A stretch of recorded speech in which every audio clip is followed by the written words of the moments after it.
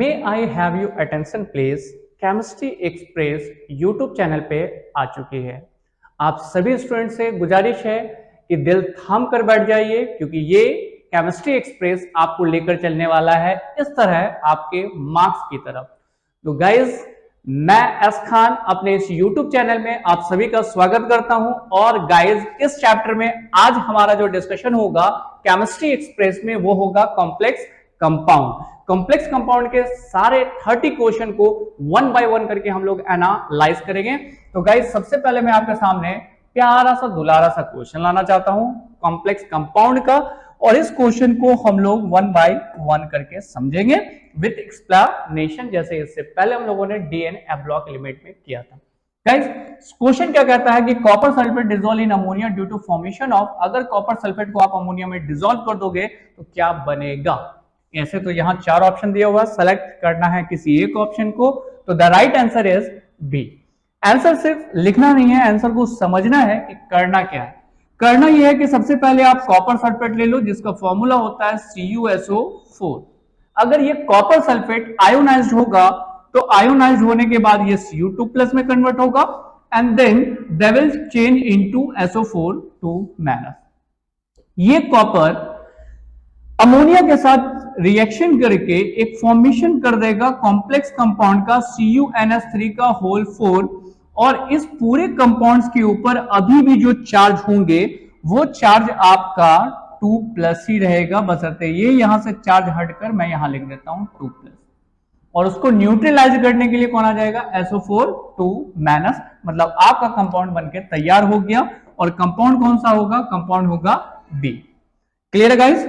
चलो अब इसका स्क्रीनशॉट लो। वैसे मजेदार क्वेश्चन इसके बाद भी है, और वैसा सारा क्वेश्चन जो बोर्ड के लेवल में आपके लिए काफी इंपॉर्टेंट होगा। चलिए next question number second.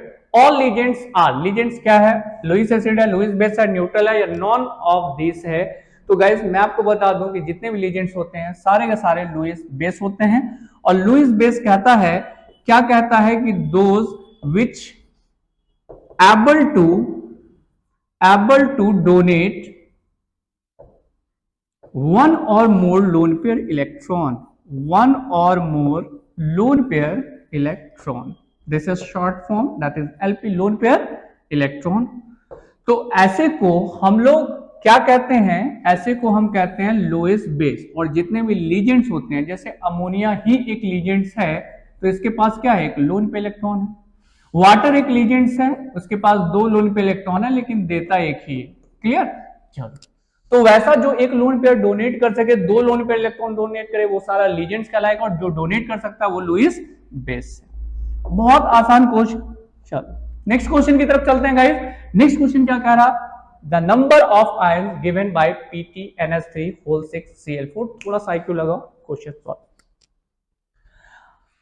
Think करो कि इसको आपने डिसॉल्व कर दिया, कहां, पानी के अंदर, और जैसे डिसॉल्व करेंगे आपका ये कंपाउंड हो जाएगा PTNH3 का होल 6। ठीक है? और जो काउंटर आयंस यहां पे मौजूद हैं, जो आपको दिख रहे हैं Cl4 के फॉर्म में, ये चारों बाहर निकल जाएंगे। 1 2 3 4, तो 4 क्लोरीन आयंस बनेंगे। ये 4 बार नहीं लिखना था, 4Cl- आयंस हो गए, और ये 4 4Cl- हो गए हैं, तो यहां पर जो आयंस डेवलप्ड होगा वो 4+ कहलाएगा। क्लियर? एक आयंस तो इस पे हमें दिखा, और 4 आयंस हमें यहां दिख रहा है। ठीक है? तो 4 और 1 5। आंसर क्या हो जाएगा, आंसर है गाइस 5। मैं पहले इसको इरेज कर देता हूं, तब आपके लिए ज्यादा अच्छा होगा। आपसे सवाल बहुत आसान पूछा है, the number of ions given by PTNH3 का whole 6Cl4 in aqua solution will be, तो जवाब हो जाएगा 5। एक बात आप याद रखेंगे कि कॉम्प्लेक्स कंपाउंड में जब भी चार्ज होते हैं तो 2 जगह पे चार्ज होंगे, और फोकस आपको क्या करना है, इस कंपाउंड के ऊपर और यहां पे मौजूद काउंटर आयंस के ऊपर जो क्लोरीन। सही है? क्लोरीन 4 है, तो ये क्लोरीन टोटल कितना, तो ये 4 आपका प्रोसीड करेगा 4 मोल क्लोरीन आयंस बनाएगा, और ये टोटल 4+, मतलब ये एक आयंस कंसीडर करेंगे, तो 4 यहां और 1 यहां, टोटल कितने आयंस हो गए, 5 आयंस होंगे। The right answer is 5। Next question guys, क्या कहता है, नेक्स्ट क्वेश्चन कहता है कि when 1 mole of each of the following complex is treated with excess of silver nitrate which will gives maximum amount of silver chloride। इस question में एक tricks है और ये ट्रिक्स आप समझ गए, आपका क्वेश्चन सॉल्व। और ये ट्रिक्स है क्या, बहुत आसान, बहुत प्यारा, बहुत छोटा सा बात समझेंगे। जब भी कोई कंपाउंड, ये एक्स वाई जेड कंपाउंड है, अंदर वाले पे ध्यान नहीं देना, बाहर वाले पे ध्यान देना, ये क्लोरीन है, सही है। अगर मैं सिल्वर नाइट्रेट के साथ या सिल्वर आयंस के साथ रिएक्शन कर रहा हूं तो बाहर एक क्लोरीन है तो 1 मोल AgCl बनाएगा, सही। अगर ये कोई भी कंपाउंड है, अगर क्लोरीन बाहर 2 है तो 2 मोल सिल्वर इसके साथ रिएक्शन करेगा और बनाएगा 2 मोल सिल्वर क्लोराइड। तो बाहर 3 है तो 3 मोल, 4 है तो 4 मोल। बाहर, अंदर ध्यान मत देना, इधर ध्यान देने की जरूरत ही नहीं है आपको, इधर वाले को कट्टी मार दिए। बाहर यहां कितना 3, तो ये कितना बनाएगा, जब सिल्वर नाइट्रेट के साथ रिएक्शन करेगा तो कितना सिल्वर क्लोराइड बनाएगा, तो 3 है तो ऑब्वियसली 3। और यहां कितना बनेगा, तो यहां बनेगा 1 मोल AgCl।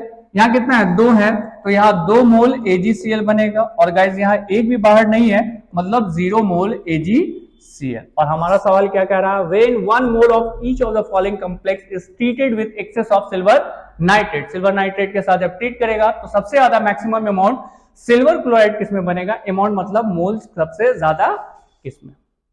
हो गया गाइस, चलो समझ गए ट्रिक्स को।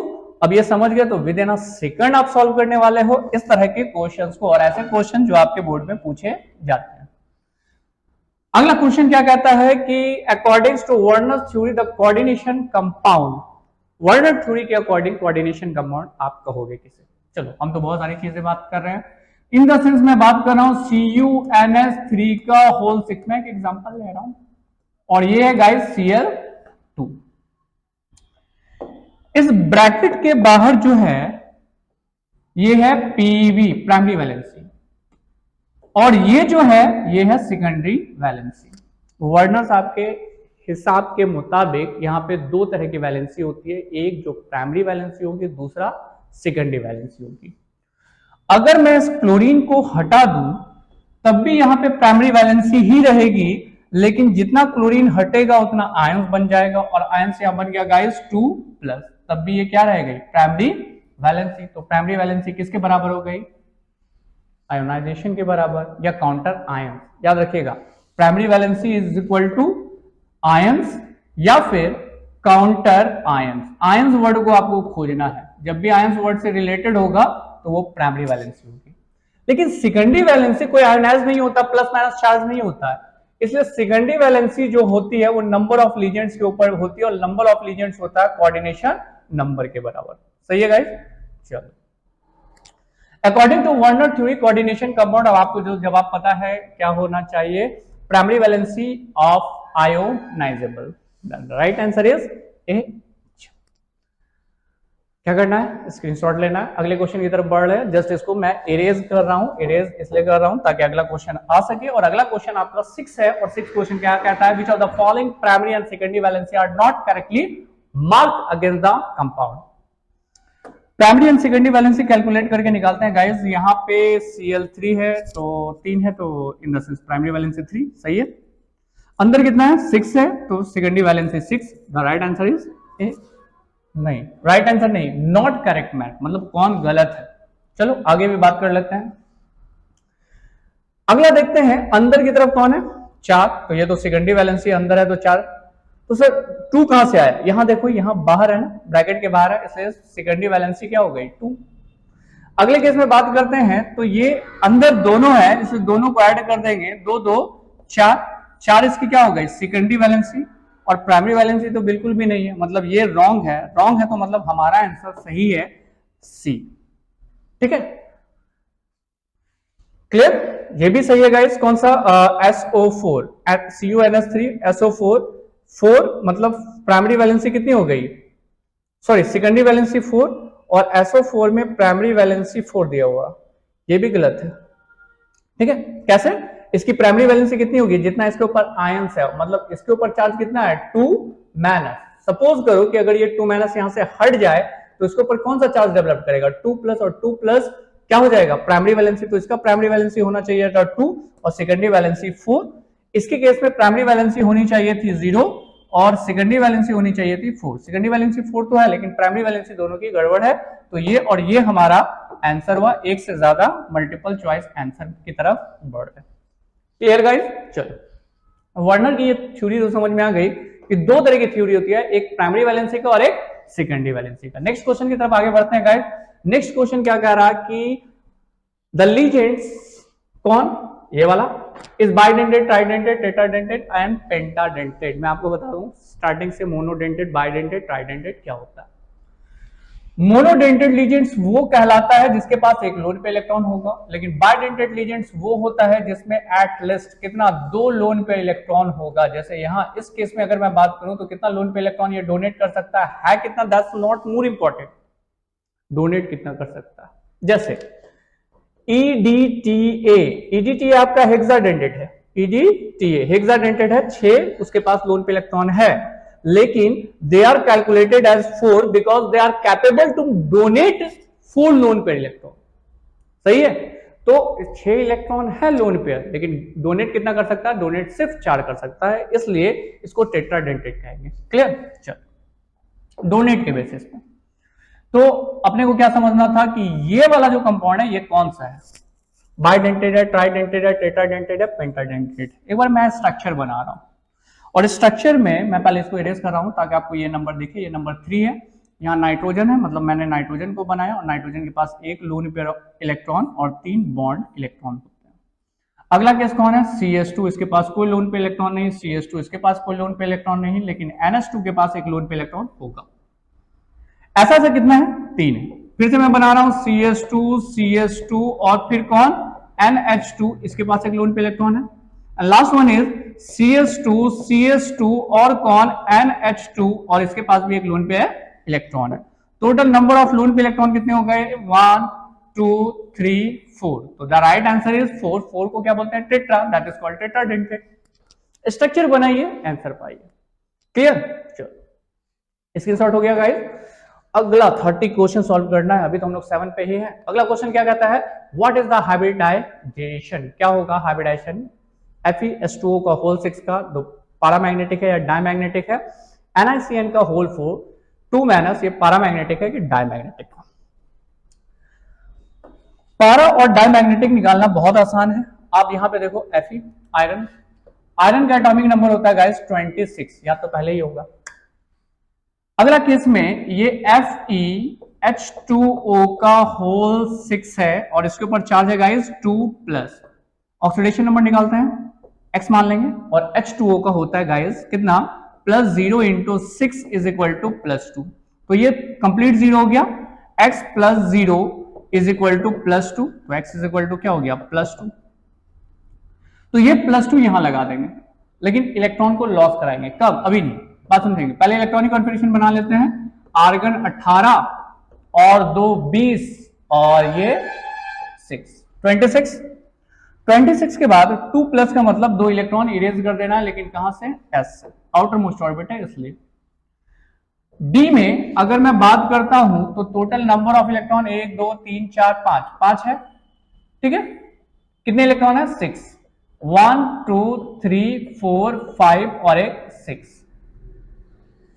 अब दूसरी बात आपको जो देखनी है इसमें कि जो लीजेंड्स जुटे हैं वो है वाटर, और वाटर वीक लीजेंड्स होता है। वाटर कैसा लीजेंड होता है, वीक लीजेंड्स होता है, और ये वीक लीजेंड्स इसको शिफ्ट इधर नहीं करा पाएगा, ठीक है। लेकिन वही अभी हम देखेंगे CN में स्ट्रॉन्ग लीजेंड्स होते हैं, कैसे, ध्यान देना। अगली बारी जस्ट इसके बाद तो ये कंफर्म हुआ कि इसमें अनपेड इलेक्ट्रॉन है, मतलब ये कैसा है अपना, ये बन गया paramagnetic because it contain unpaired electron. तो फर्स्ट का ए होगा। दूसरे केस में देखते हैं NiCN का होल 4, तो पहले मैं इसको ले लेता हूं निकल, ठीक है, आयरन कोबाल्ट निकल, मतलब 28 एटॉमिक नंबर हुआ गाइस। अब हमें इसके कोऑर्डिनेशन ऑक्सीडेशन नंबर की जरूरत पड़ेगी, जो ये है 2 माइनस, इसको मैं क्या लिख दूं, x। CN का कितना होता है, -1 charge is equal to into 4 is equal to -2। Next one guys -4 होगा, लेकिन जैसे वो उधर जाएगा हो जाएगा +4 -2, तो इसके ऊपर भी चार्ज हुआ +2। चलिए आप +2 लिख रहे हैं। इसका इलेक्ट्रॉनिक कॉन्फ़िगरेशन पहले बनाते हैं। आर्गन, आर्गन के बाद 4s2 एंड 3d 28 है ना, तो यहाँ 8। 2 इलेक्ट्रॉन इसमें भी लॉस करेगा, लेकिन 2 इलेक्ट्रॉन कहां से लॉस करेगा? इस जगह से लॉस करेगा, ठीक है, इस जगह से लॉस कर गया। 4s कितना हो गया? 0। 3d में टोटल नंबर ऑफ इलेक्ट्रॉन कितने हैं? तो 3d में नंबर ऑफ इलेक्ट्रॉन है आपके 8। 1 2 3 4 5 जस्ट 6 7 8। तो सर यहाँ पे 2 अनपेड इलेक्ट्रॉन नजर आ रहा, लेकिन नजर तो आ रहा, लेकिन थोड़ी देर में ये गैप हो जाएगा। क्यों गैप हो जाएगा? क्योंकि इसके पास जो लीजेंड्स है वो लीजेंड्स कैसे हैं? तो ये लीजेंड्स स्ट्रॉन्ग है। कैसे लीजेंड्स है? ये स्ट्रॉन्ग लीजेंड्स के कैटेगराइज में आता है। और स्ट्रॉन्ग लीजेंड्स क्या करेगा ना, शिफ्ट करा देगा। क्या चीज का शिफ्टिंग होगा सर?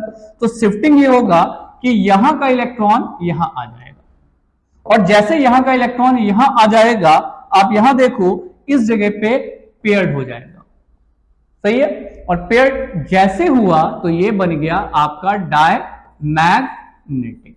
तो सामना सामनी आंसर सही है कि ये डायमैग्नेटिक और ये पैरामैग्नेटिक है, तो A1 B2। क्लियर? चलो स्क्रीनशॉट लिया जाएगा। इस कहानी खत्म। क्या चीज का? पैरामैग्नेटिक और डायमैग्नेटिक है। याद रखना है कि आपको स्ट्रॉन्ग लीजेंड्स कौन है, वीक लीजेंड्स कौन है। स्ट्रॉन्ग लीजेंड्स होगा तो शिफ्टिंग होगा, और वीक लीजेंड्स होगा तो कोई शिफ्टिंग नहीं कराना, पैरामैग्नेटिज्म बताना, सही है। अब बउआ वाला खेल समझ, आपको याद क्या करना। सबसे पहले तो आयरन है। आयरन का एटॉमिक नंबर होता है 26। 2 लॉस भी कर दोगे तो आउटरमोस्ट ऑर्बिट में टोटल 6 इलेक्ट्रॉन बचेंगे शॉर्ट में, और 6 का मतलब ये पैरामैग्नेटिक होगा। बात समझिएगा। लेकिन लीजेंड्स पे ध्यान देंगे। लीजेंड्स कौन है? वाटर। वाटर कौन सा लीजेंड्स? Weak ligands. अगर वीक लीजेंड्स है तो ये पैरामैग्नेटिक हुआ।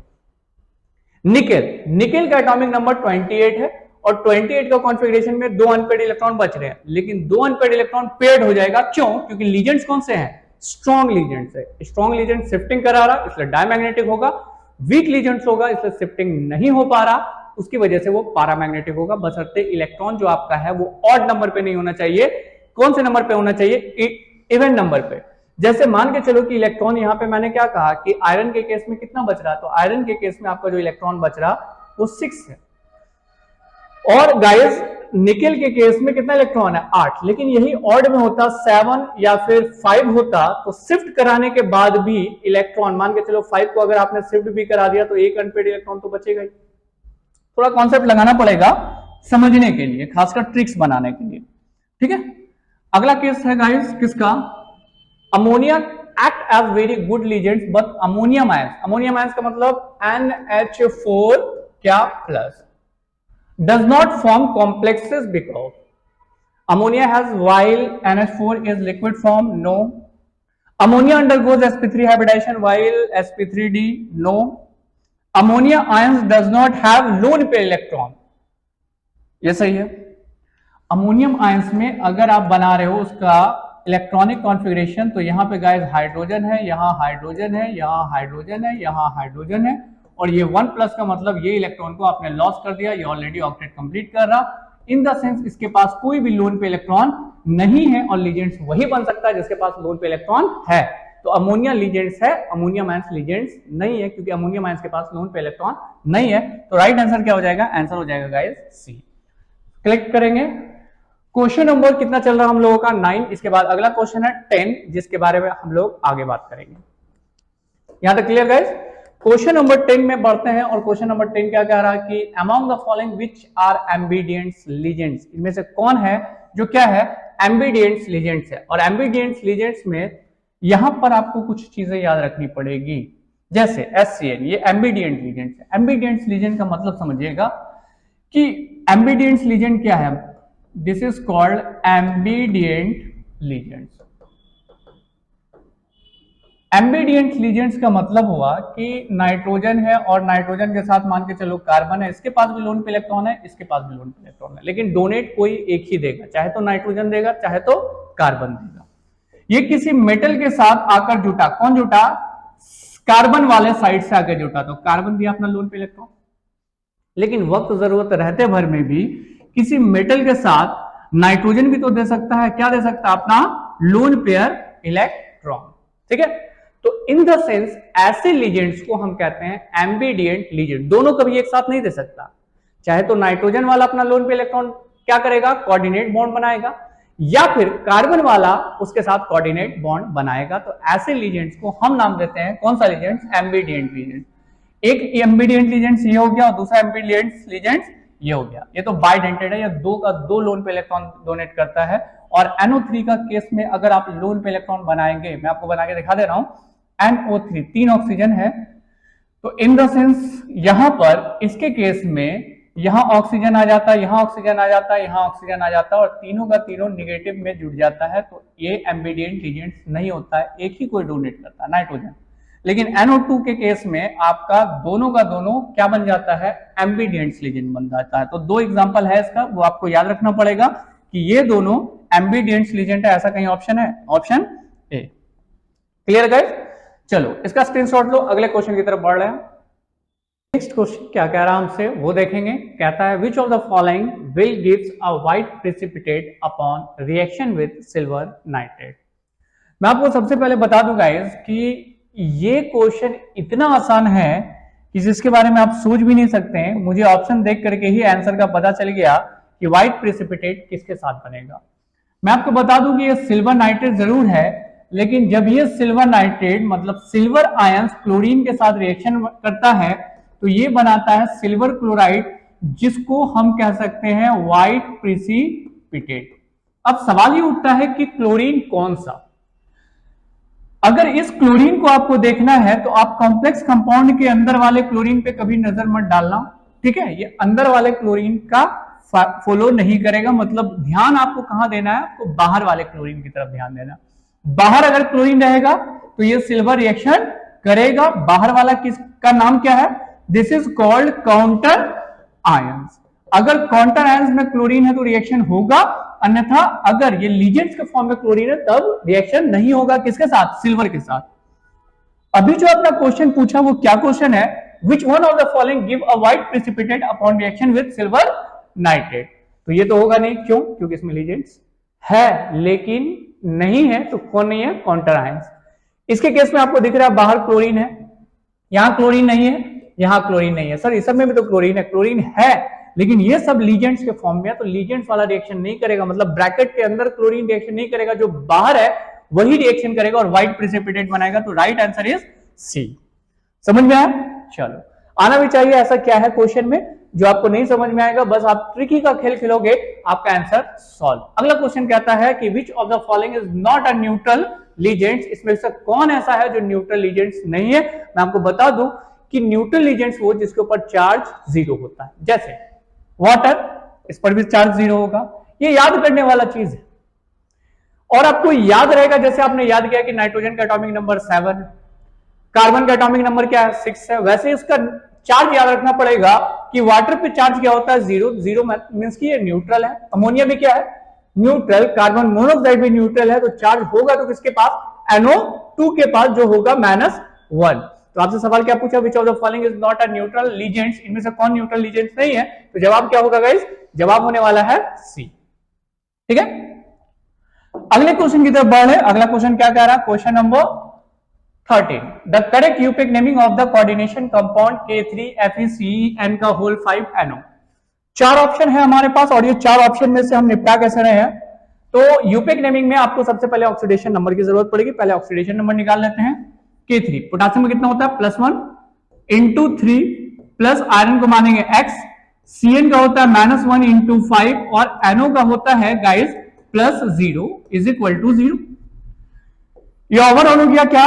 +3 plus X -5 is equal to 0।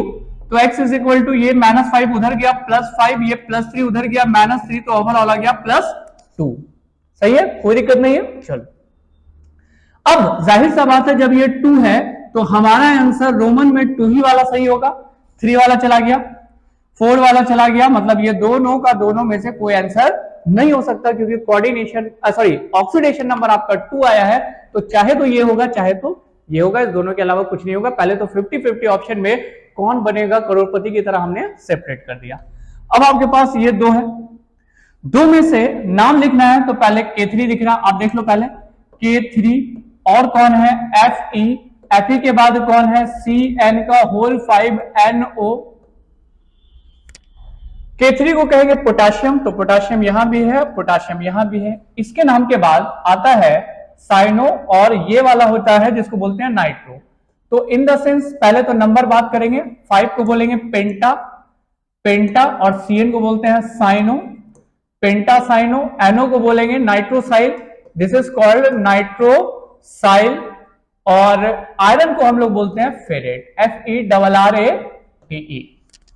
ऐसा कहा, यहां तो पहले नाइट्रो यूज किया है, उसके बाद पेंटा साइनो आयरन लिखा है, तो ये तो आंसर होगा नहीं। आंसर कौन हो जाएगा गाइस? आंसर हो जाएगा ए। तो सबसे पहले आप ऑक्सीडेशन नंबर निकालिए, ऑक्सीडेशन नंबर से मैच कीजिए, जो मैच करेगा मतलब कुछ कट जाएगा, जो बचेगा रिमेन, अब उसमें आपका दिमाग थोड़ा कम खर्च होगा। क्लियर है? The right answer is A. IUPAC naming लिखने का तरीका आपको बिल्कुल पता है कि यूपिक नेमिंग हम लोग लिखते कैसे हैं। सबसे पहले हम लोग नाम लिखते हैं काउंटर आयंस का, अगर मौजूद है तो, जैसे अभी हमने लिखा था किसका? पोटासियम का। उसके बाद किसका? कोऑर्डिनेशन नंबर, अगर 1 है तो मोनो, 2 है तो डाई, 3 है तो ट्राई, 5 है तो पेंटा, 6 है तो हेक्सा। ठीक है, ये मोनोवैलेंट के लिए। कोऑर्डिनेशन नंबर के बाद नाम लिखते हैं क्या? लीजेंड्स का, लेकिन याद रहे कि लीजेंड्स एक से ज्यादा होगा तो हम उसको फॉलो करेंगे by the order of alphabet. Alphabet, alphabet order follow करने के बाद हमारा काम होता है लीजेंड्स के नाम लिखने के बाद सेंट्रल मेटल एटम का नाम लिखना, और सेंट्रल मेटल एटम के बाद उसमें ऑक्सीडेशन नंबर लिखना। इतनी बात आपको याद रहेगी, आपका नाम खुद ब खुद लिखा जाएगा। लेकिन हाँ, ये भी याद रखना है कि वाटर को हम लोग एक्वा कहते हैं, ठीक है, अमोनिया को एमिनो कहते हैं, सीएन को साइनो कहते हैं। कहां? इस यूपिक नेमिंग में।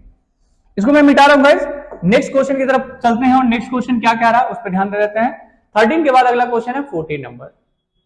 The name of compound CONH3 का होल 5NO2Cl2 विल बी। सबसे पहले मैं ऑक्सीडेशन नंबर निकालने जा रहा हूं, उसमें से जो कटने वाला क्वेश्चन है वो कट जाएगा, बाकी जो रिमेन बचेगा उस पर मैं अपना दिमाग लगाऊंगा। Cl2 COX NH3 का चार्ज होता है 0। अभी थोड़ी देर पहले न्यूट्रल मॉलिक्यूल्स वाला सवाल था, इसलिए 0 × 5, और NO2 का होता है गाइस -1, और CN का होता है -1 × 2 = 0। तो -3 उधर चला जाएगा तो क्या हो जाएगा? +3। तो +3 को रहने दो, बाकी को काट दो, किसको काट दो? इसको काट दो, बचा क्या? 3 तो 50-50 नहीं हुआ, 25 तो हो गया ना। 75 में अब दिमाग लगाएंगे। दिमाग क्या लगाना है? आप सबसे पहले सोचो, ये अमाइंस है, और जस्ट एमाइंस में अगर पेंटा एमाइंस में बात करें तो यहां पे 5 है। 5 के नाम के हिसाब से हमने पहला नाम लिखा पेंटा, और पेंटा के साथ कौन जुटा है? NH3, तो पेंटा एमाइन। पेंटा एमाइन के बाद अगला हमारा नाम हो जाएगा NO2 का, और NO2 पेंटा एमाइंस कहीं नजर आ रहा?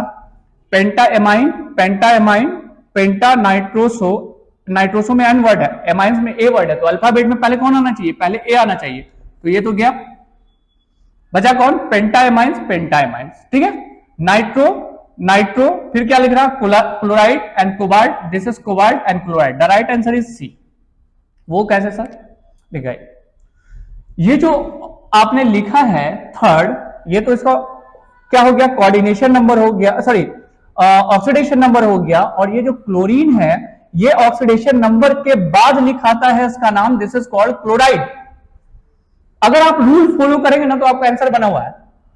कभी भी ऐसा हो सकता है कि क्लोराइड पहले लिख देगा, उसके बाद फिर कोबाल्ट का नाम लिखेगा, उसके बाद ऑक्सीडेशन नंबर लिखेगा। नहीं, सबसे पहले ऑक्सीडेशन नंबर यानी मेटल का नाम, फिर ऑक्सीडेशन नंबर, फिर काउंटर आयंस का नाम। तो द राइट आंसर इज सी।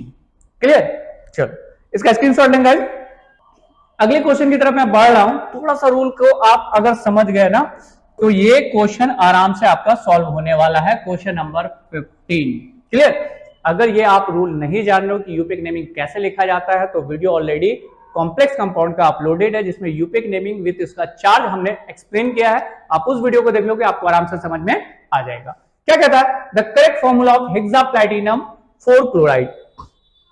अब एक बात बताओ कि मैंने आपको क्या दिया, चलो कुछ नहीं जान रहे हो, फिलहाल ऐसे समझ लो NH3 का चार्ज क्या होता है? 0, और हमें ऑक्सीडेशन नंबर निकालना है 4, मतलब +4 चाहिए अपने को। तो इसमें तो +4 नहीं आएगा क्योंकि ये तो पूरा 0 हो गया, जो है यहां दिमाग लगाइएगा, -3 उधर जाएगा, +3, तो ये वाला गया।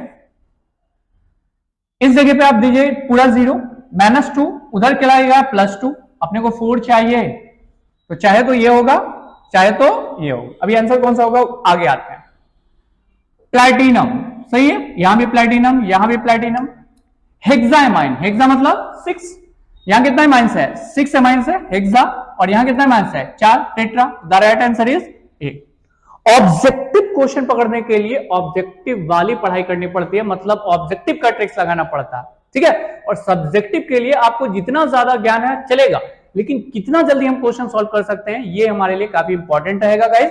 और ये जो मैं ट्रिक्स आपको दे रहा हूं, ये सारा कॉन्सेप्ट आपका एग्जामिनेशन हॉल में बहुत काम आने वाला है, खासकर क्वेश्चन सॉल्व करने के समय।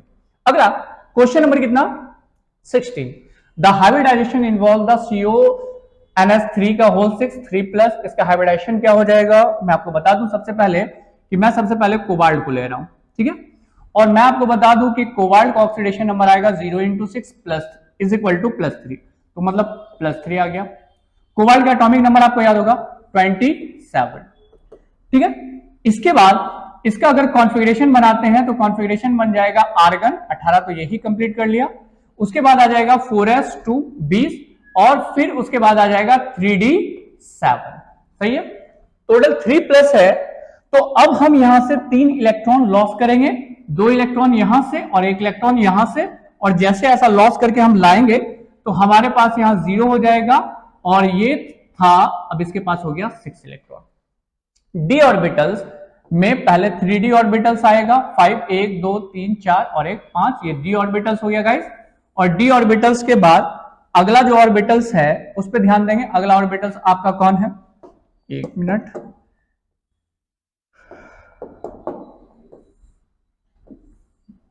d के बाद 4s, और 4s के बाद जो खाली है वो 4p खाली है, सही है। अभी हमारे पास टोटल नंबर ऑफ इलेक्ट्रॉन 6 है, 1 2 3 4 5, एक और आ जाएगा, ये पेयर्ड हो जाएगा 6, ठीक है।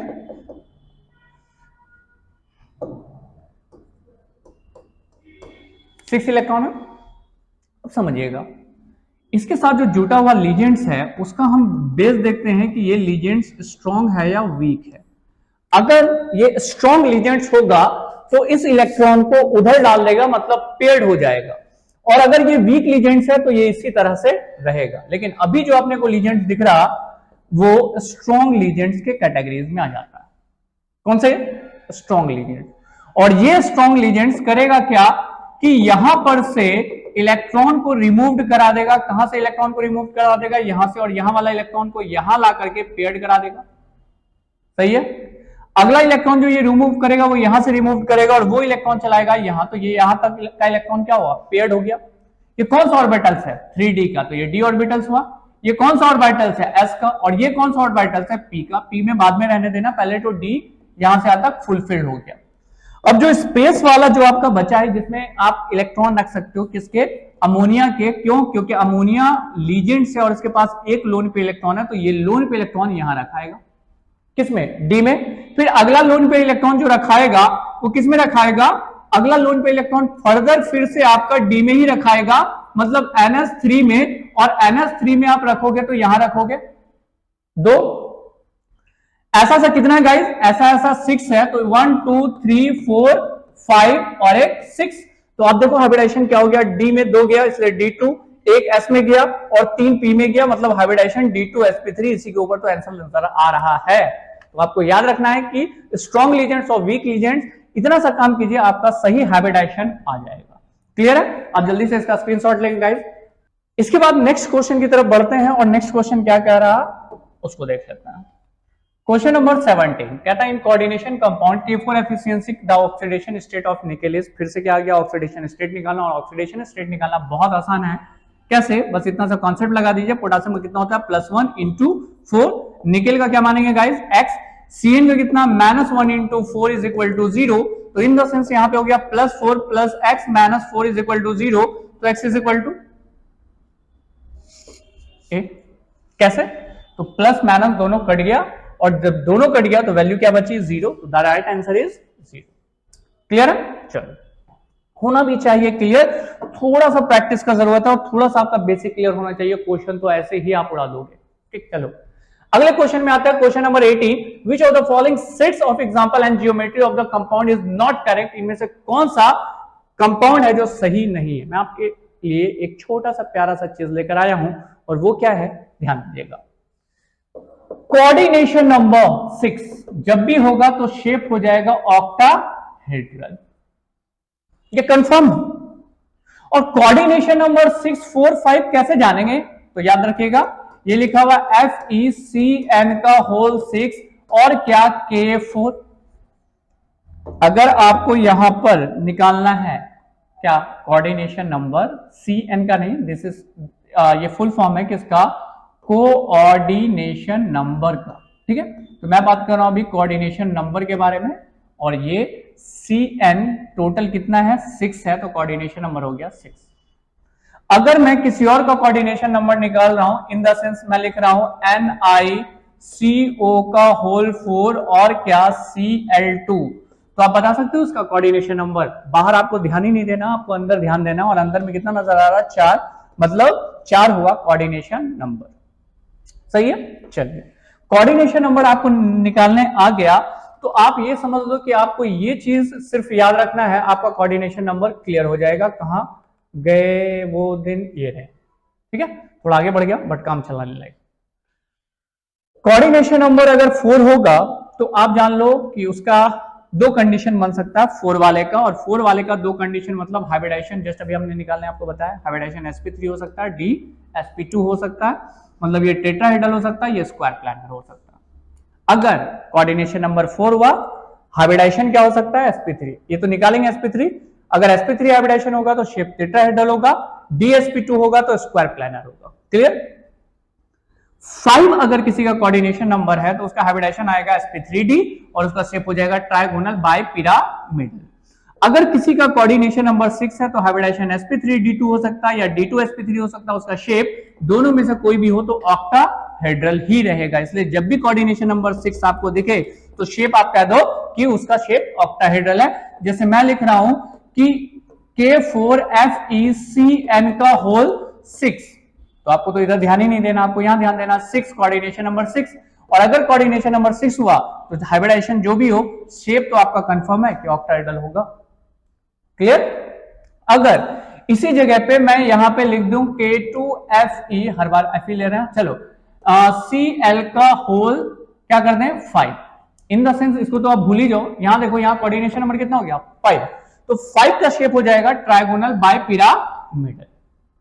अब आपको थोड़ा कॉन्सेप्ट 4 वाले में लगाना होगा, क्योंकि यहां हाइब्रिडाइजेशन अगर सही निकालोगे तब आपका शेप भी सही आएगा। अगर हाइब्रिडाइजेशन sp3, कोऑर्डिनेशन नंबर 4 वाले का हाइब्रिडाइजेशन sp3 होगा तो टेट्राहेड्रल, और अगर हाइब्रिडाइजेशन dsp2 हुआ तो स्क्वायर प्लैनर। मैं भी मिटा रहा हूं, फिर से चल रहा हूं अपने क्वेश्चन की तरफ, क्योंकि इसी कॉन्सेप्ट के हिसाब से हम लोग क्वेश्चन भी सॉल्व करेंगे। और कॉन्सेप्ट में क्या कह रहा है, in which of the following set of example of geometry of the compound is not correct, कौन करेक्ट नहीं है, तो कह रहा है ये ऑक्टाहेड्रल है। देखते हैं ऑक्टाहेड्रल है कि नहीं। 6 है, बिल्कुल ऑक्टाहेड्रल होगा, 6 है बिल्कुल ऑक्टाहेड्रल होगा। सर हाइब्रिडाइजेशन क्या जरूरत है हाइब्रिडाइजेशन जानने का, आपको अब पता है ना कि 6 जो भी हाइब्रिडाइजेशन करे शेप तो आपका ऑक्टाहेड्रल हुआ, मतलब ये तो सही है। अपने को सही वाला नहीं चाहिए, अपने को चाहिए गलत वाला, नॉट करेक्ट। अगले केस में देख रहे हैं गाइस 4 में भी स्क्वायर प्लैनर हो सकता है या टेट्राहेड्रल हो सकता है, बात समझेंगे। 4 में भी स्क्वायर प्लैनर भी हो सकता है, टेट्राहेड्रल भी हो सकता है। चलो इस दोनों की प्रोबेबिलिटी पे अभी हम ध्यान देते हैं। और अगला क्वेश्चन कहता है ट्राइगोनल बाय पिरामिडल। यहां कितना लिखा 6, तो ये कैसा होना चाहिए ऑक्टाहेड्रल। यहां कितना लिखा 4, तो यहां कैसा होना चाहिए, चाहे तो स्क्वायर प्लैनर चाहे तो टेट्राहेड्रल। मतलब गलत कौन हुआ, गलत ये हुआ, मतलब हमारा आंसर कौन सा सही हुआ, हमारा आंसर हुआ बी। बोलो समझ में आया शेप वाला। जब भी कोऑर्डिनेशन नंबर 6 रहेगा तो ऑक्टाहेड्रल, जब भी 4 रहेगा तो चाहे तो शेप स्क्वायर प्लैनर बनेगा या फिर टेट्राहेड्रल बनेगा। अगर ये भी सही होता तब हम इस दोनों में कंपेयर करते हैं हाइब्रिडाइजेशन निकालकर। इस दोनों का अगर हाइब्रिडाइजेशन इक्वल आता, इक्वल मतलब dsp2 आता, तब वो स्क्वायर प्लैनर, और इस दोनों का क्या आता sp3 आता। सही है। चलो अभी फिलहाल अपना आंसर हुआ ट्राइगोनल बाय पिरामिडल। कैसे, क्योंकि 6 का शेप ऑक्टाहेड्रल होता है, 4 का शेप चाहे तो स्क्वायर प्लैनर चाहे तो टेट्राहेड्रल होगा, लेकिन हाँ ट्राइगोनल बाय पिरामिडल नहीं होगा। ऑब्जेक्टिव आपको सॉल्व करना है एग्जाम में, इसलिए ऑब्जेक्टिव के लायक टाइम होना चाहिए। सब्जेक्टिव के लाइक टाइम नहीं लगाएंगे, 1 मार्क्स का क्वेश्चन है, आपने ज्यादा टाइम ले लिया, कहानी आपकी खत्म। चलिए क्वेश्चन नंबर 19 क्वेश्चन नंबर क्या कह रहा है, the oxidation number of chromium in the complex, oxidation number पूछा, इतना आसान क्वेश्चन। चलो देखते हैं, क्रोमियम का क्या है x, वाटर का कितना गाइस 0 into 4, क्यों, क्योंकि ये न्यूट्रल लीजेंट्स है, और Cn का कितना -1 into 2 इज इक्वल टू, यहां चार्ज कितना नजर आ रहा, +1 डाल लिए, तो ये हो गया x 0 into 4 is equal to 0, -2 और -2 इज इक्वल टू क्या, +1, ये उधर चला जाएगा तो ये भी प्लस हो जाएगा, यानी +2 +1 is equal to +3। The right answer is B. चलेगा, चलो चलना भी चाहिए। अगले क्वेश्चन की तरफ आगे बढ़ते हैं। क्वेश्चन नंबर 19 के बाद क्वेश्चन नंबर 20, काफी लंबा वक्त ले लिया आपका, क्या करें, समझा करके बढ़ना है हम लोगों को, क्योंकि क्वेश्चंस में हमें आंसर नहीं चाहिए, हमें आंसर का कॉन्सेप्ट चाहिए कि एग्जाम में कौन से ट्रिक्स हम बनाएं जो कि जल्दी आंसर हमारा बन जाए। विच of the following complexes will have the tetrahedral shape, इनमें से कौन सा है जो टेट्राहेड्रल शेप का होगा। अभी जस्ट मैंने आपको बताया कि सबसे पहले तो आप ये जान लो कि कोऑर्डिनेशन नंबर 4 वाला ही होगा।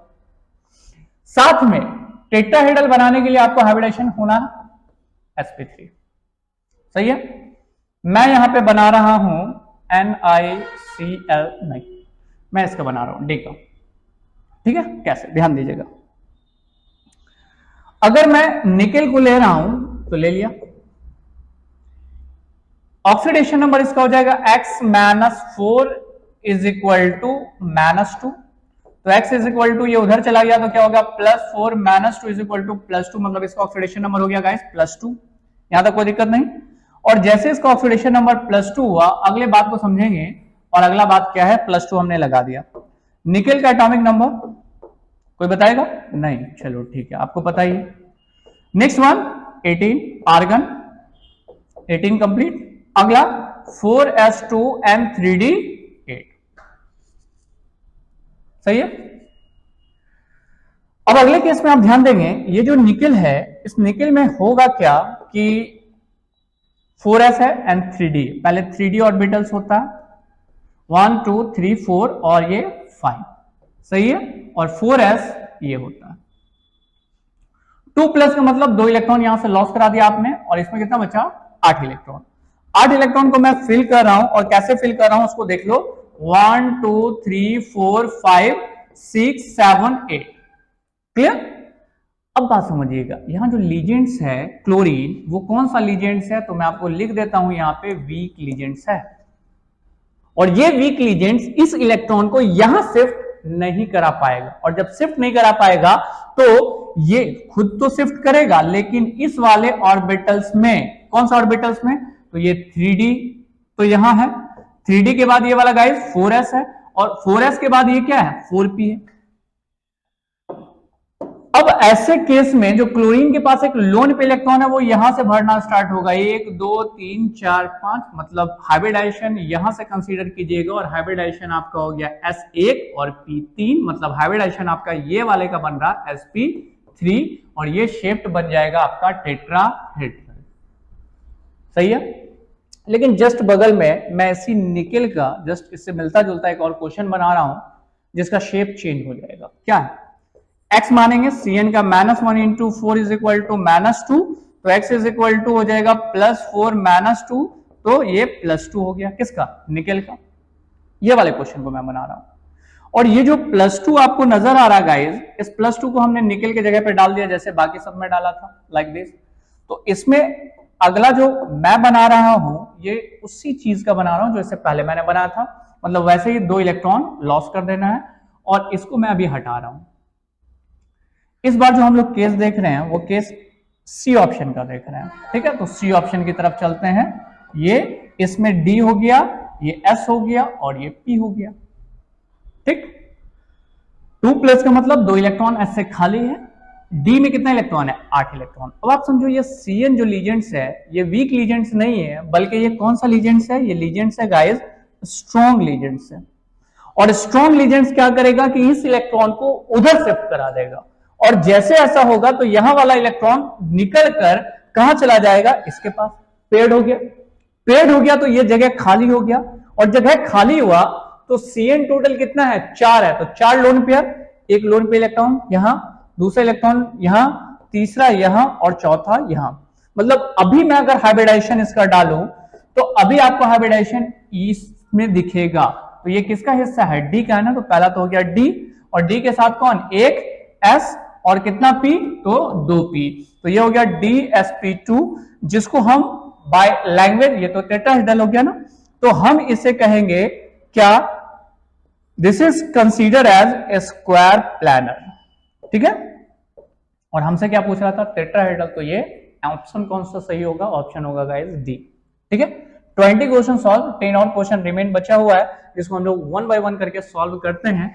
और अगला क्वेश्चन ये रहा आपके सामने। क्या है क्वेश्चन? देख लो। क्वेश्चन कहता है the oxidation number of chromium in case of K3CrO2।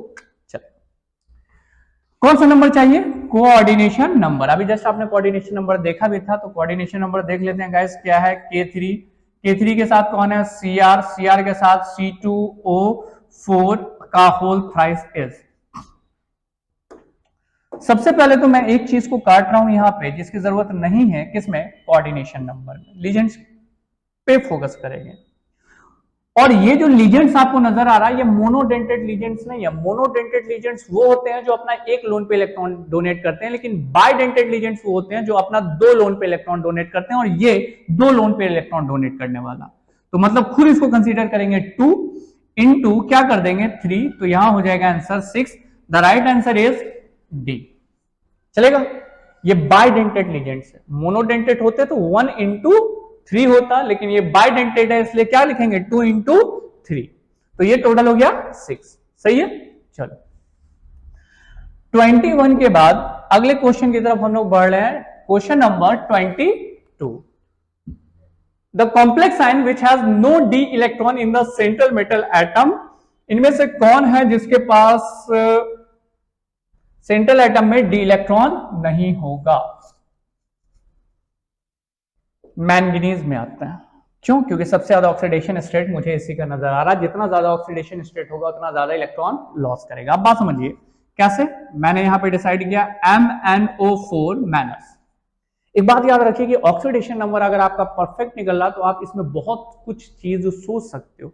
क्या सोचना है? और मैंने भी अभी इसी बेसिस पे सोचा कि ऑक्सीडेशन नंबर ज्यादा है तो ऑब्वियसली ज्यादा इलेक्ट्रॉन लॉस करेगा, तो डी बिल्कुल खाली हो सकता है इसका। ठीक है। तो मैंगनीज का ऑक्सीडेशन नंबर कितना हो जाएगा? x-2 into 4 is equal to -1। तो x-8 इज इक्वल टू -1। तो x इज इक्वल टू क्या हो जाएगा गाइस? +8 -1। ये कट कराएगा +7। The oxidation number is +7। कोई दिक्कत नहीं। चलिए +7 ऑक्सीडेशन स्टेट है मैंगनीज का। मैं इसे मिटा रहा हूं ताकि मैं आगे भी लिख सकूं और आपको बता दूं कि मैंगनीज के ऊपर +7 आया। और मैंगनीज का एटॉमिक नंबर 25। आर्गन कितना हो जाएगा guys? 18।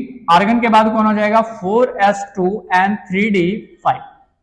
How many number of electron can be loss? That is 7 electron. तो 7 इलेक्ट्रॉन को लॉस करेंगे, 2 इलेक्ट्रॉन यहां से, 5 इलेक्ट्रॉन यहां से, और टोटल 10 इलेक्ट्रॉन लॉस हो गया।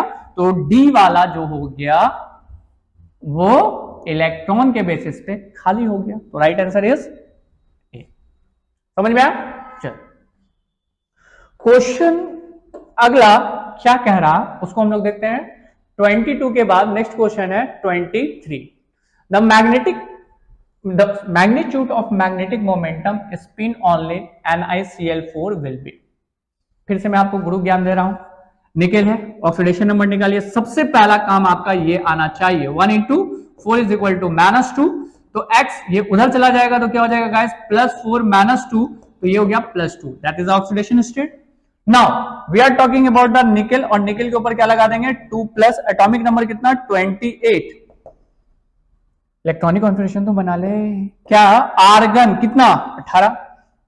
आर्गन के बाद कौन हो जाएगा? 4s2 and 3d। 28 है ना, तो चलो 8 डाल देते हैं। लेकिन अपने को कितना इलेक्ट्रॉन लॉस करने का? 2। तो 2 लॉस हुआ तो इसमें आ गया 0। ये सही है। अब इसमें 3d में 8 हो रहा है, तो अब एक बात बताओ कि ये भी ध्यान देंगे, ये स्ट्रॉन्ग लीजेंट्स है कि वीक लीजेंट्स है? हैलोजन ग्रुप का कोई भी एलिमेंट्स वीक लीजेंट्स होता है, चाहे वो फ्लोरीन हो, चाहे वो क्लोरीन हो, चाहे ब्रोमीन हो या आयोडीन हो। चारों में से कोई भी अगर हैलोजन ग्रुप का है तो वो वीक लीजेंट्स है। उसमें कितना इलेक्ट्रॉन है? 8, 1, 2, 3, 4, 5, 6 7 8, बाकी Cl आगे से भराएगा, लेकिन ये 2 अनपेड इलेक्ट्रॉन होगा। पहले तो आप जान लो कि ये पैरामैग्नेटिक है, और 2 अनपेड इलेक्ट्रॉन हुआ तो n का मान हम लोग मान के चलेंगे 2। कितना? 2। अब इस 2 को मैं पुटअप करूंगा एक फॉर्मूला में, जो गुरु ज्ञान सदाबहार फॉर्मूला कहलाता है। और ये फॉर्मूला क्या कहता है कि माइक्रोन, माइक्रोन मतलब मैग्नीट्यूड ऑफ मैग्नेटिक मोमेंटम। तो micron is equal to root under n n plus 2, और यहां पर n का जो मान है वो अनपेड इलेक्ट्रॉन पे डिपेंड करता है, और अनपेड इलेक्ट्रॉन अपने को गिनाया 1 और 1 2, तो यहां हमने डाल दिया 2, और क्या 2 प्लस 2, 2 2 4 2 जा 8, रूट 8 का मान अगर ये 9 होता तो 3 आता, तो 3 से थोड़ा कम, 3 से थोड़ा कम मतलब 8। बोलिए कोई दिक्कत नहीं ना? चलिए जल्दी से स्क्रीनशॉट लीजिए, अगले क्वेश्चन की तरफ आगे बढ़ रहे हैं। नेक्स्ट क्वेश्चन क्या कह रहा है, इसको इरेज करने के बाद नेक्स्ट क्वेश्चन कह रहा है आपसे कि when excess of ammonia is added to copper sulphate solution the deep blue colour complex is form, the complex is. इस क्वेश्चन को हम लोग कैसे सॉल्व करेंगे, ध्यान दीजिए। सबसे पहले स्टार्टिंग में एक रिएक्शन भी था जिसमें हम लोगों ने क्या किया था, कॉपर सल्फेट को अमोनियम में डाल दिया था, ठीक है। मतलब यहां पर CuSO4 डिसॉल्व हो गया, किसके साथ? अमोनिया के साथ डिसॉल्व हो गया, एक्सेस ऑफ अमोनिया के साथ। और जैसे ये डिसॉल्व हुआ, ये कॉपर इस अमोनिया के साथ रिएक्शन करके बना देगा CuNS3 का होल 4, और बाहर में चला जाएगा कौन? SO4। सही है। सबसे पहले तो आपने कंपाउंड को समझ लिया कि कंपाउंड क्या बना, पहले कंपाउंड समझिएगा तब ना उसका शेप निकालिएगा। तो कंपाउंड जो आपका बना है वो बना है CuSO, सॉरी एक छोटी सी गलती हो गई, और वो गलती क्या है कि Cu तो सही लिखा है आप, अगला कौन है? NS3 का होल 4, और ये कौन? SO4 2 minus. एक बात को करता हूं क्या कि बहुत जल्द अब आंसर आने वाला है।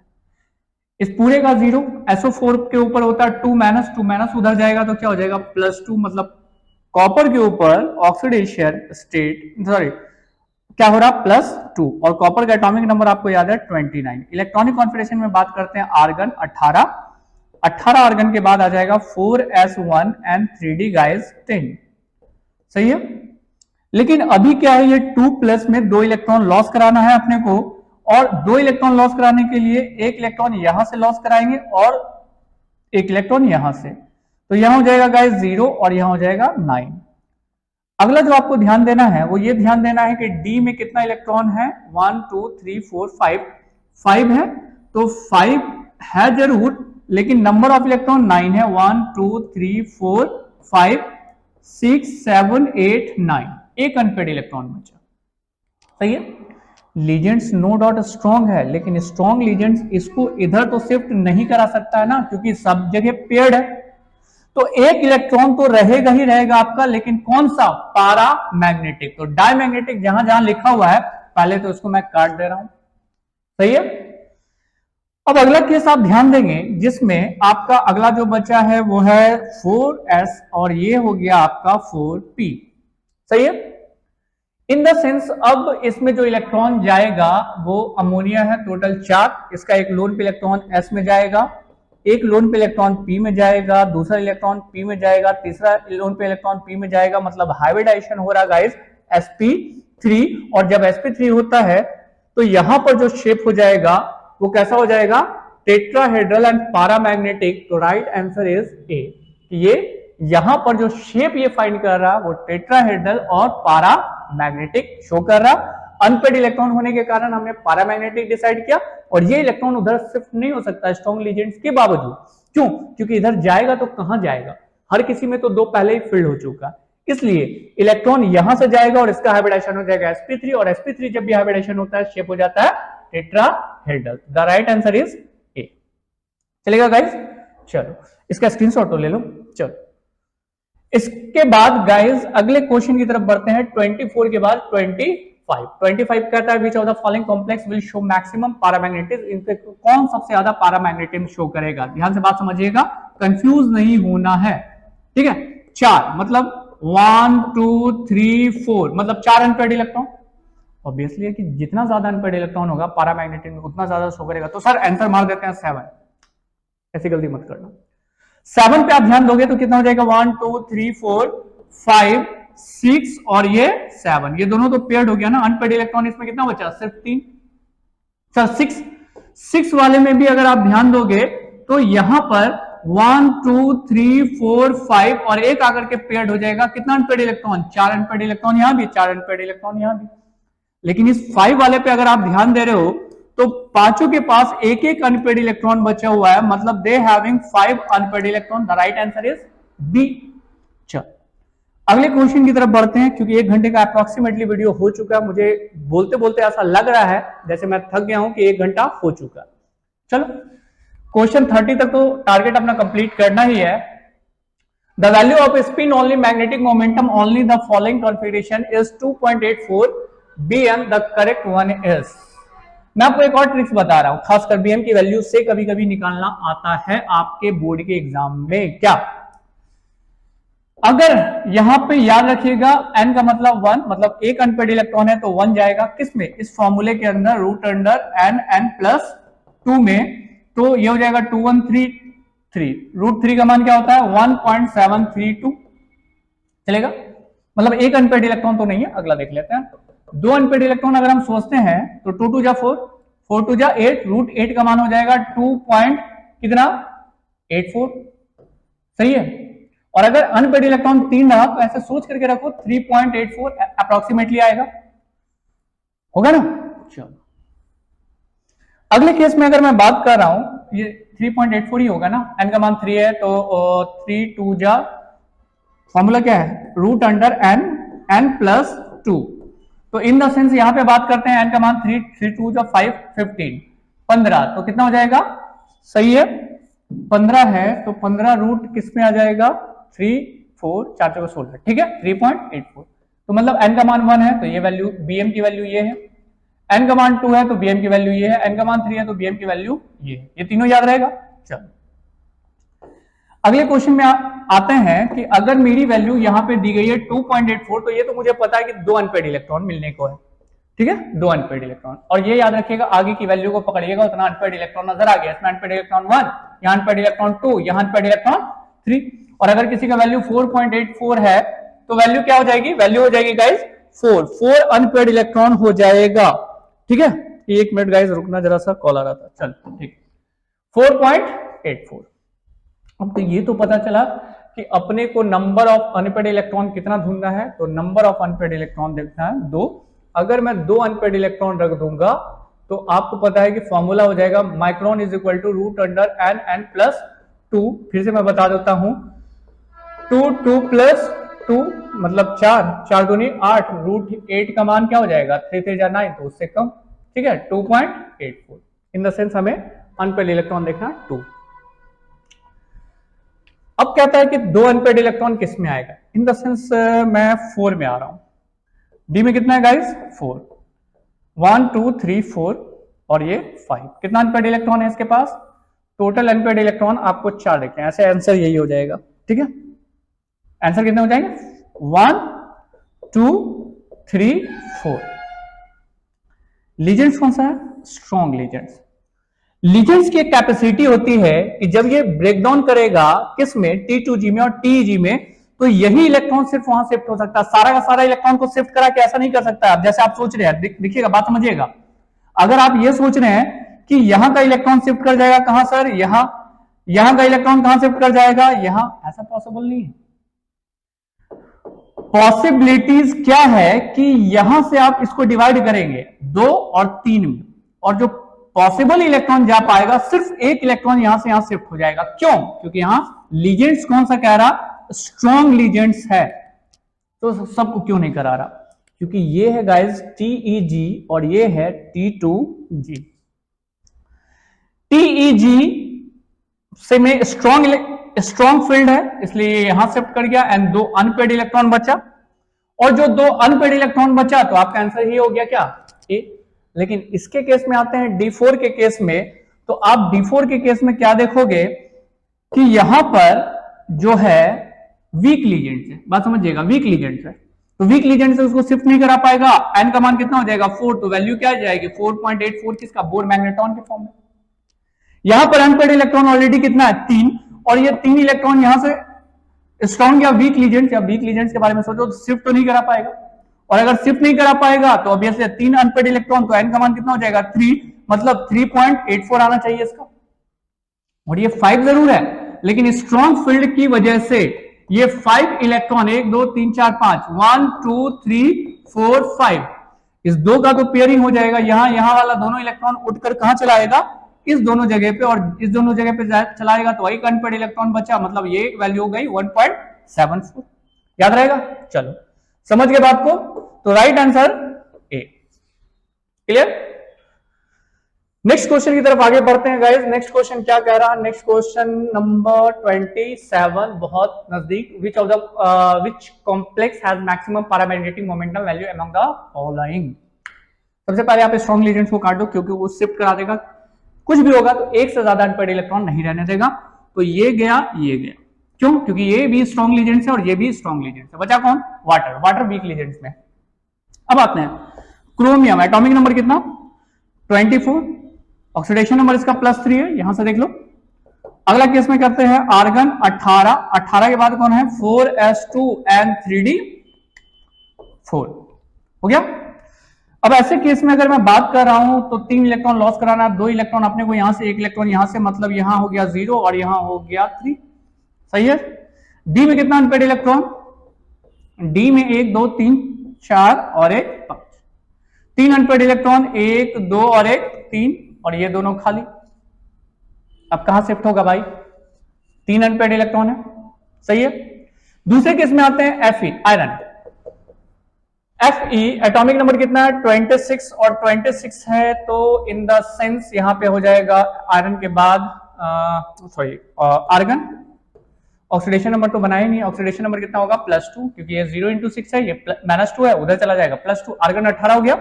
18 के बाद 4s2n3d, टोटल कितना हो जाएगा? 6 +2, 2 इलेक्ट्रॉन लॉस करा दे। डी में कितना इलेक्ट्रॉन बचा? डी में 6 इलेक्ट्रॉन बचा, 1 2 3 2 4 5, ठीक है। 1 2 3 4 5, सही है। एक और कर देते हैं 6। लीजेंड्स कौन सा? वीक है। अब यहां पे काउंट करो ना, काउंट करने आता है, 3 अनपेड इलेक्ट्रॉन है, और यहां पे अनपेड इलेक्ट्रॉन कितने हो गए? अनपेड इलेक्ट्रॉन 4 हो गए।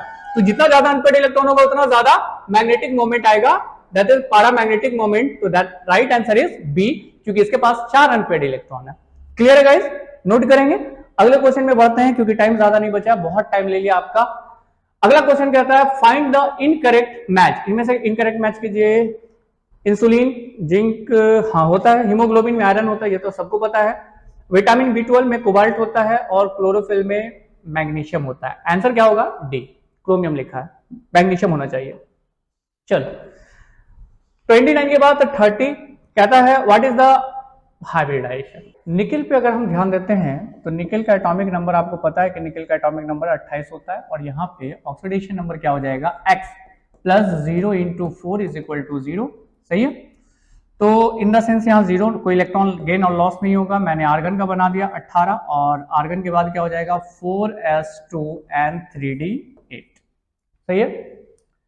इस डी में देखेंगे कि डी में टोटल नंबर ऑफ इलेक्ट्रॉन कितने जा रहे हैं, तो डी में टोटल नंबर ऑफ इलेक्ट्रॉन 8 जा रहे हैं। 1 2 3 4 5 6 7 8, 2 अनपेड इलेक्ट्रॉन है। अब बारी किसकी? एस की और पी की, जो खाली है, वैकेंट है, ठीक है। This one is the P, कौन सा? 4p0।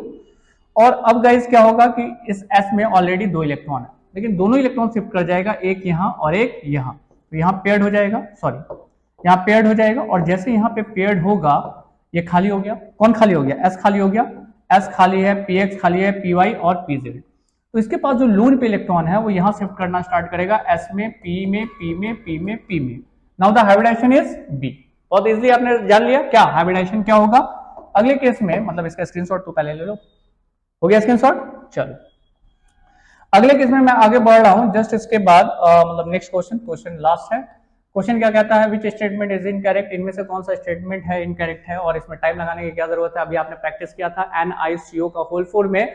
जस्ट इसके पीछे वाला जो मैं आपको शायद दिखा भी सकता हूं, यहाँ पे आपको क्या दिख रहा? सारा का सारा पेयर्ड इलेक्ट्रॉन है। तो सारा का सारा पेयर्ड इलेक्ट्रॉन होने के कारण वो डायमैग्नेटिक होगा, लेकिन यहाँ क्या लिखा हुआ? पैरामैग्नेटिक। और शेप टेट्राहेड्रल। चलो टेट्राहेड्रल तो सही है, टेट्राहेड्रल वाली बात सही है, लेकिन पैरामैग्नेटिक नहीं है। ये कैसा है? ये है डायमैग्नेटिक। एक्चुअल में इस क्वेश्चन में आपसे क्या पूछ रहा था? Incorrect one. तो इनकरेक्ट वन कौन होगा? ये वाला। ये पैरामैग्नेटिक लिखा हुआ, होना कैसा चाहिए? ये डायमैग्नेटिक। बाकी और सब भी आंसर आएगा, लेकिन कुछ प्रैक्टिस भी आपके लिए इंपॉर्टेंट होती है। कुछ क्वेश्चन को देख के आप आंसर तुरंत बना लोगे। गाइस काफी लंबा समय लग गया इस क्वेश्चन को सॉल्व करने में, क्योंकि कॉन्सेप्ट के साथ हमें सॉल्व करना था, इसलिए। तो बने रहिए हमारे साथ हमारे इस केमिस्ट्री एक्सप्रेस में। आज के लिए guys thank you and bye.